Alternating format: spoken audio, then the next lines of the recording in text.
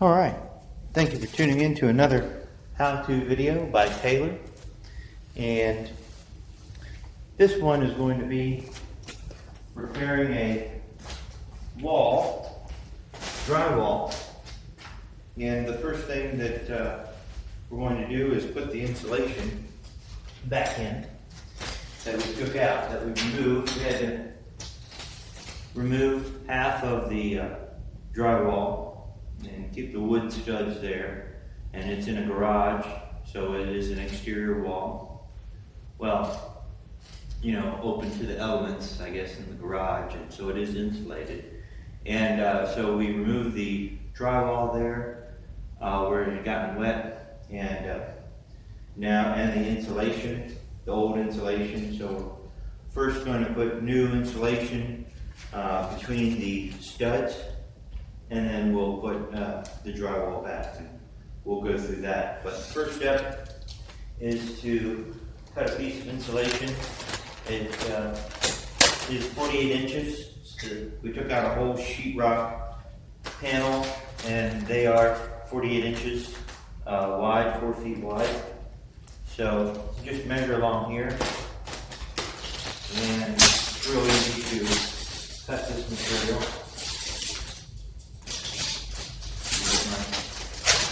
Tape measure work.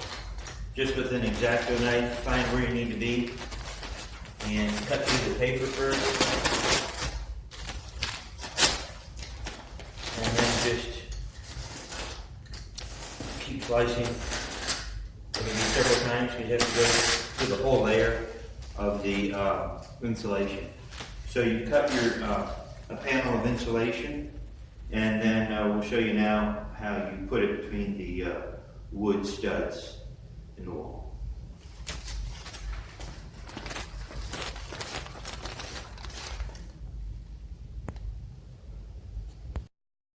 All right, so we put this first section of insulation in. Doesn't look too pretty. Between this stud and this stud, it's a little wider than one sheet of insulation, so I had to fit a piece in here. Ideally, they have little paper flaps here, and you can unfold those, put them on top of the studs, and staple them into the studs. This is a little messy because it had some plumbing here in this box, so I had to cut pieces to kind of fit in and around it. It'll be fine, but I'm just telling you how you can do it as well.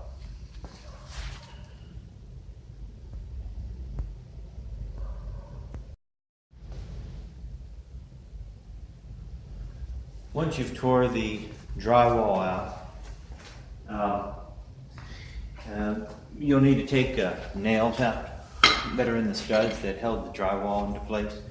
You can do that with a crowbar or a hammer, but pull these nails out.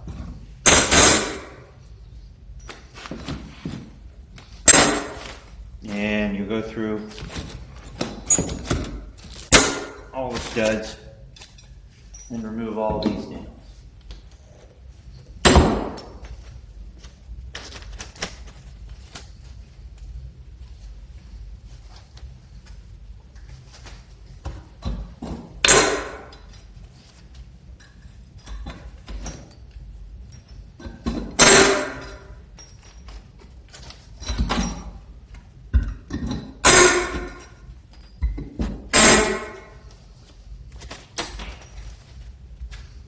Like I said, with these paper flaps, you can, if it's loose or if it's not, you know, fold them over the wood, staple them with a hammer stapler.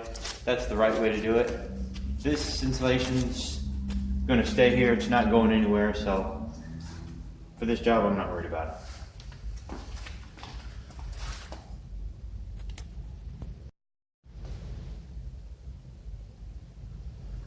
Once you've tore the drywall out, you'll need to take nails out that are in the studs that held the drywall into place. You can do that with a crowbar or a hammer, but pull these nails out.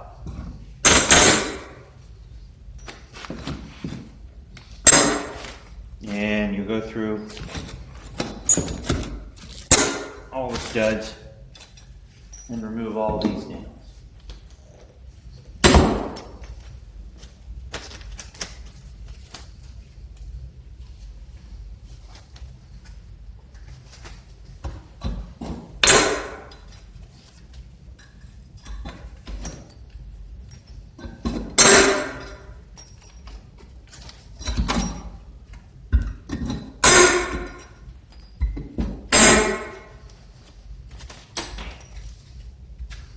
Like I said, with these paper flaps, you can, if it's loose or if it's not, you know, fold them over the wood, staple them with a hammer stapler.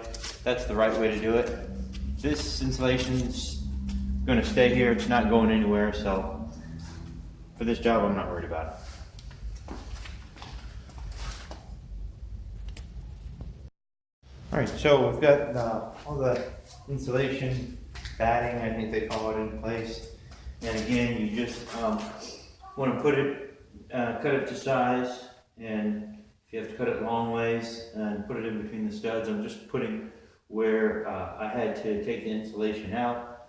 Another thing that you should do, besides, like I said, folding this paper over, stapling it into the studs, is when you have a wide section between two studs right here, you should put these together and actually tape these together. That's just to seal it and get, you know, kind of like a layer, a thermal layer that's not broken. Tape these two pieces together. So we've got the insulation here where we need it, and so we'll cut a piece of drywall now and put this here. We need to cut an opening for this socket, an opening for this box as well. All right.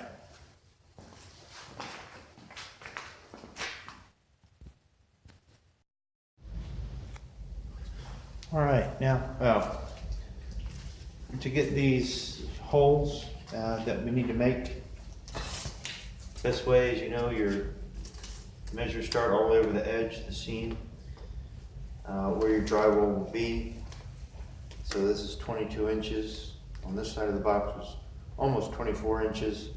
So we'll measure on our piece of drywall that same distance, and then we'll come down from the top where the edge of the drywall will be, and that's top of the box is 9 inches to 12 3/4.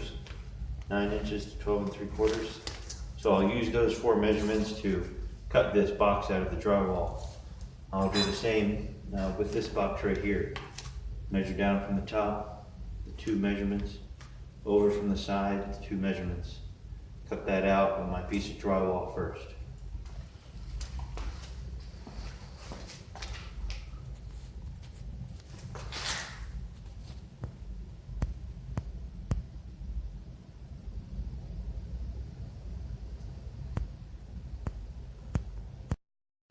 Okay, so we already measured the side here, 22 and 24 inches. Measure from the top, 9 inches. And the bottom, I'm going to go with 13. And now I'll get a straight edge and make this rectangle and cut that out with an X-Acto knife.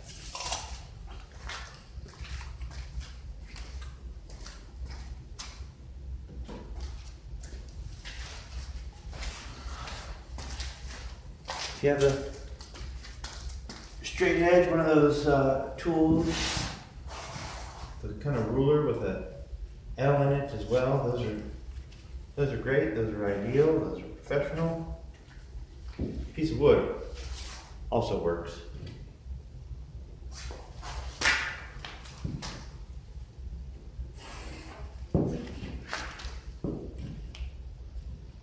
Just make it as straight as you can.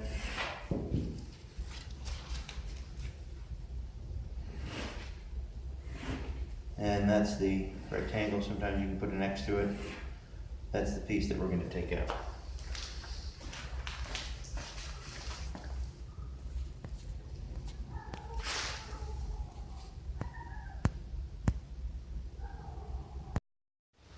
Okay, so we're ready to cut. We've measured these two holes and we're ready to cut them. I misspoke on the X-Acto knife, utility knife. We use a drywall handsaw to do this, and it's pretty basic, pretty straightforward. Just start in a corner and slowly push it through there. It's just drywall, plaster, so you can get it started pretty easily. And then you can carefully cut straight as you can right along the lines that you made.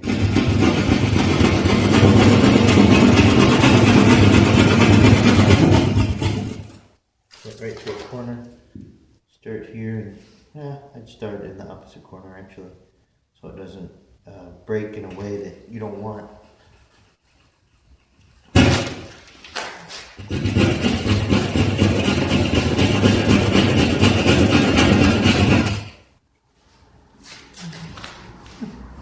Of course, I'm not going to put that everywhere, am I?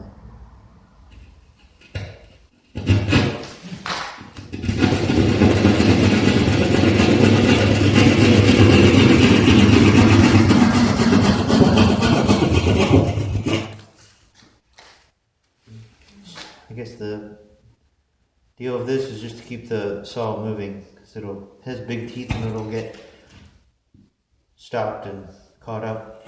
But you know, if you just try to slowly or gently do it, so you just gotta get it going, keep it going. Of course, they make electric saws just for the same purpose as well. But this is $5 and does the job real good.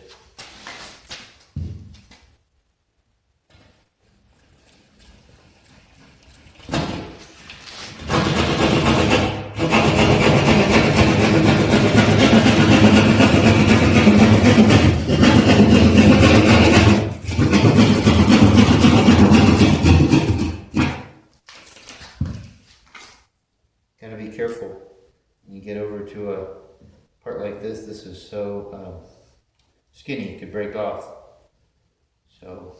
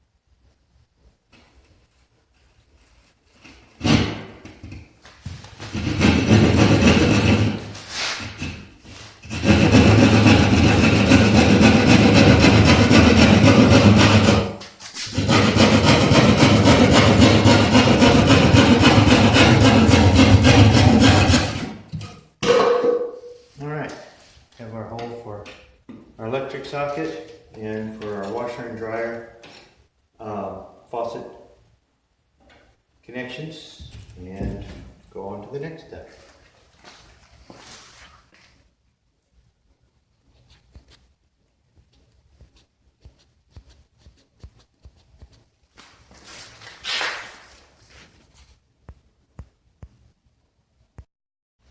Okay, now on a cut where you're going to just cut right through the piece, cut a piece in half. Here you do want to use your utility knife.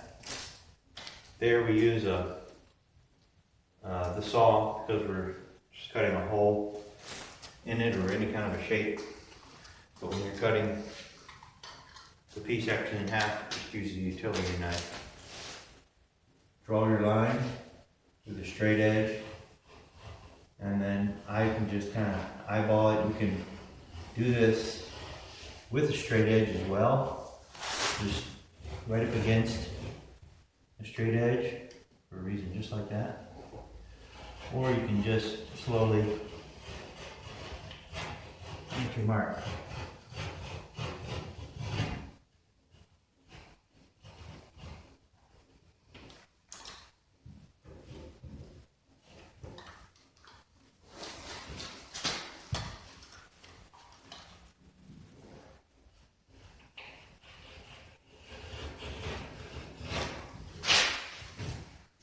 And you don't need to go all the way through. I like to go a couple times depending on how sharp my utility knife is.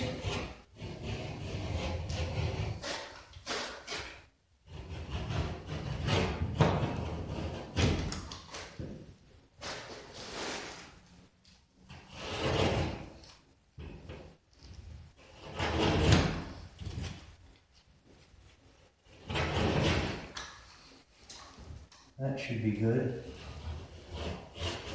Again, you're not going all the way through, you're just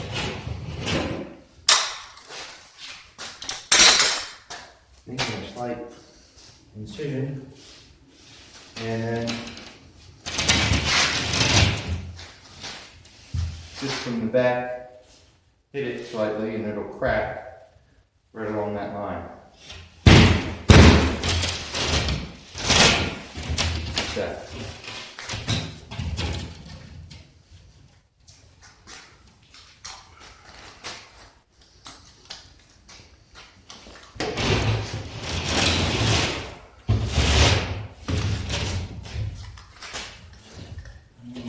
Hold pieces so they don't fall down when you're done. I like to go along the bottom here. I don't want that to be the last piece that's connected, or the last piece I'm cutting.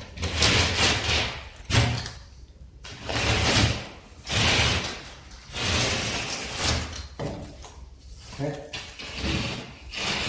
I've cut cleaner ones, but that's the idea. Then if you need to clean it up, you can do that with the same utility knife, or the edge of it.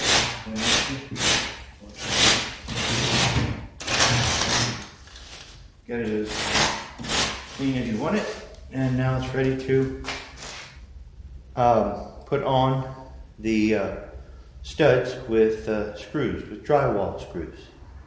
And we'll do that now.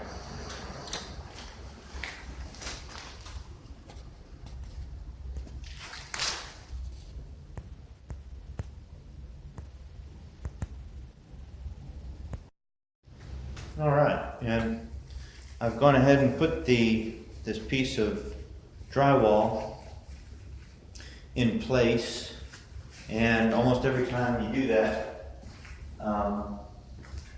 you're going to have to make some adjustments where you cut the holes. For instance, like right here, that was like a 1/4 inch off, and so the best thing to do, I think, is just kind of put a few screws in to hold it in place, and then just come along right when it's in place, rather than taking it down on the floor and everything. Just take your a utility knife and open up that hole. If you do need to open up a little bit more, I had to make some adjustments here. I'll need to fill that in. And this has a skirt around it, so that's going to cover up this gap. But also, anytime you have electrical lines, there's an electrical line here that comes right across. I just marked it as a reference point on the wall somewhere, or you could mark it over here, somewhere where you're not working, just so you'll know where it is. I mean, before you put this up, you know, when it's all exposed, mark it somewhere. Also, there's water lines that go through the 4x4 studs. And so you don't want to, by a mistake, put a screw, right into a water line or an electrical line. So somewhere outside of where you're working when all this is exposed, make some marks on the wall so you know where electrical lines are, gas lines, water lines. And because the next step is to put these drywall screws in every so often in the 4x4 studs to secure this in place. And I've already started to do that. And I probably put more of these in. You need to, but I like to play it safe. So I know there's a stud right here, and I don't draw a line or anything. I just, you've got about 1.5 inches the thickness of a stud to work with. And so just line it up.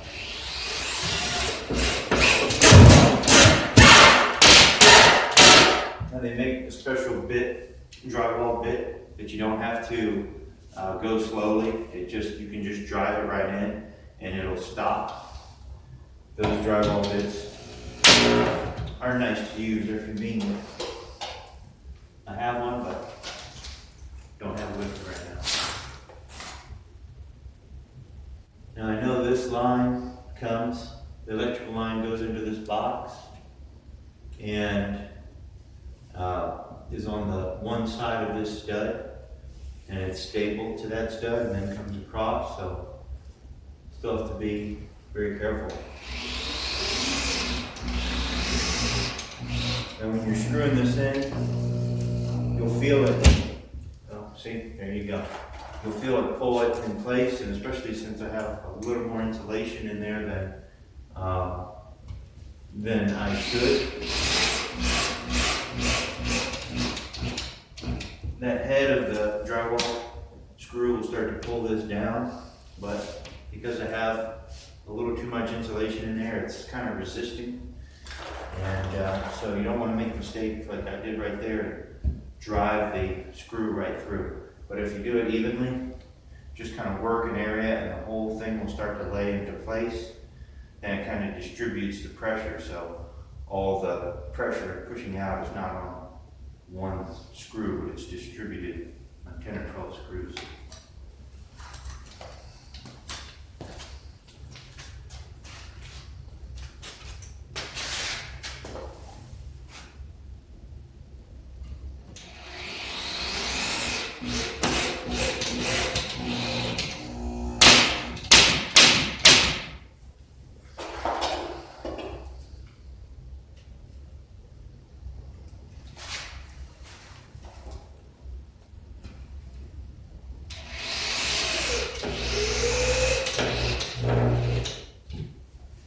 Like I say, you do various screws at a time, and if you're in a situation where it's kind of pushing back on you, just put various screws at a time, little by little, and until it gets in place.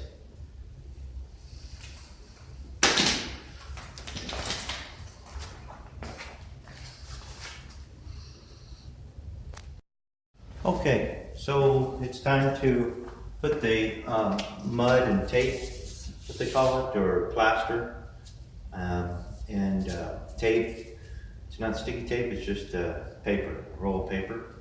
And so I'll demonstrate how to do that. We've got this drywall in, and we cut the holes for that we needed, the openings. We have the drywall screws placed every so often where they need to be.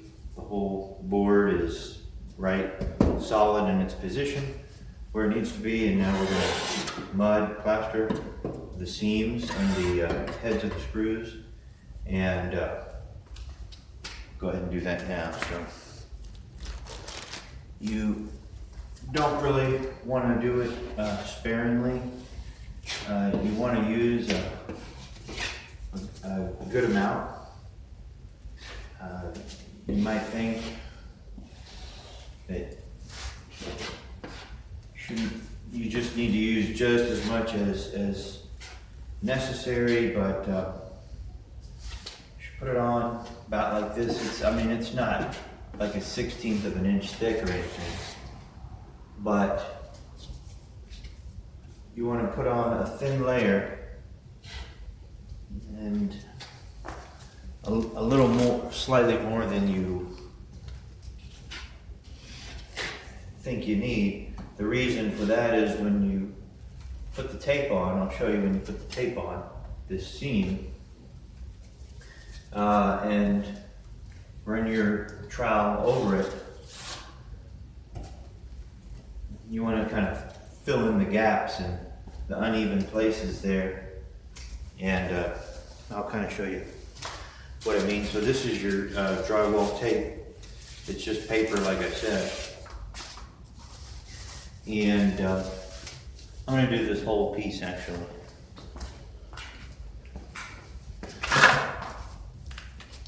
I was thinking just to do that as a demonstration, but I'm just going to go ahead and do it. The whole piece like I normally would. So I'm doing this just with a putty knife. Some guys used a big trowel for this, but for me, I feel like I have more control using a putty knife here.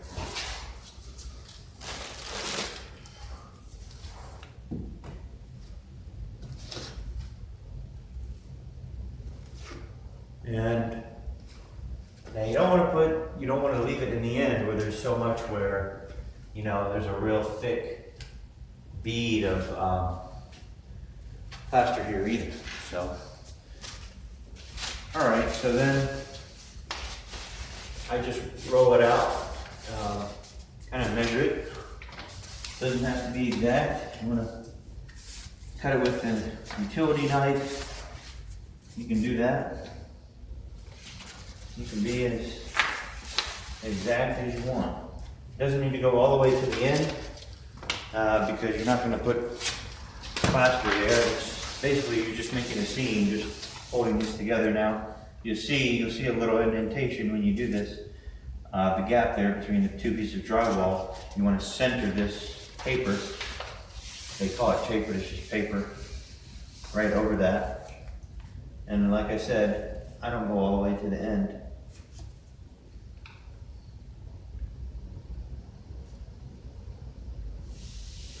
It sticks, you know, to the wet plaster.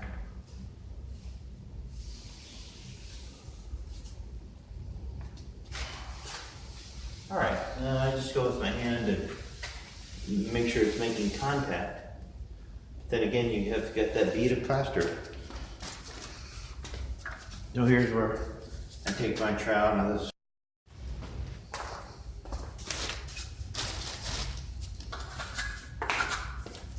All right. And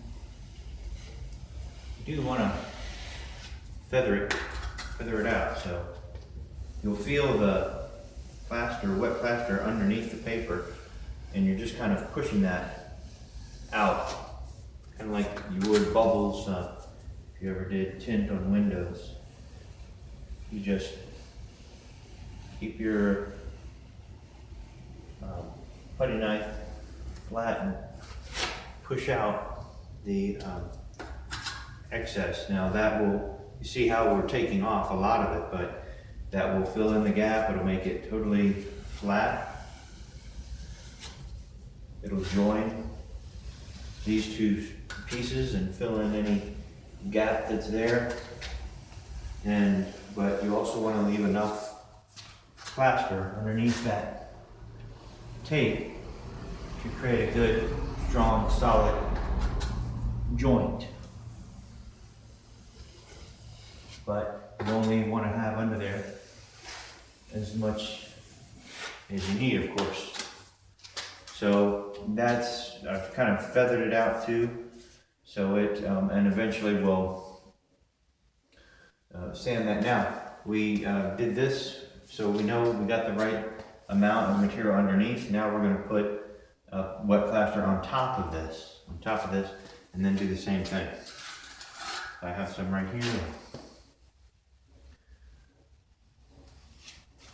Now we're going to put it on top. Now we know we have the right amount underneath between the tape and the surface of the wall. Now we're going to go back and put plaster on top of this tape, because you don't want the tape to be exposed. You do not want the tape exposed.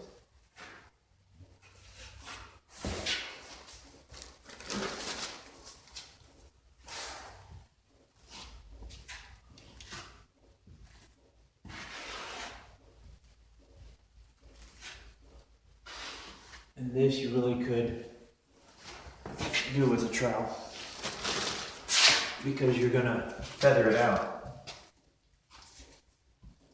from here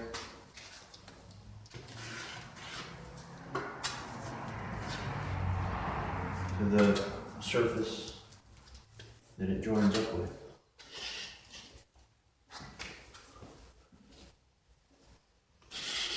On both sides of this joint. Okay. So now with your trowel, you can do kind of, that didn't come out too good. Arcs. You can do kind of arcs. And you don't want to put too much pressure.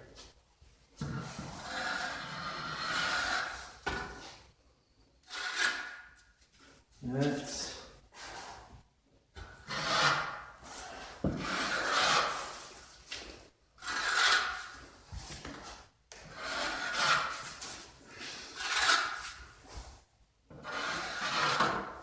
you're just kind of fanning it out, fanning the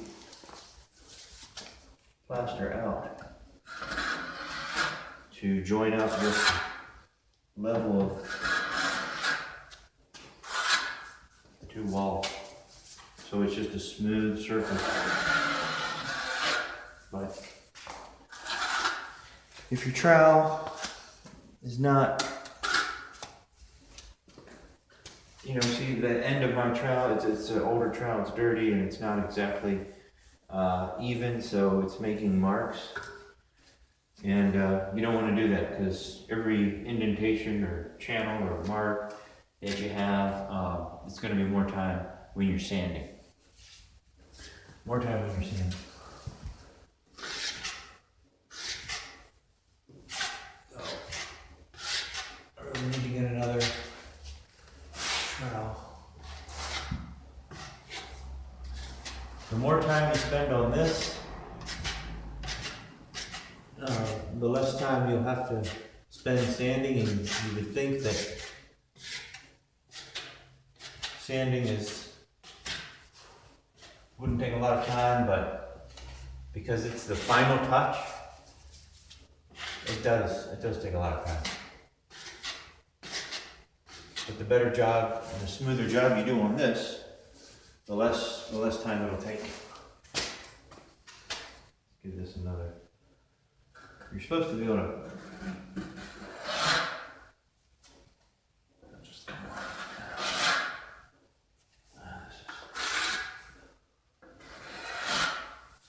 like that, like in a curved motion.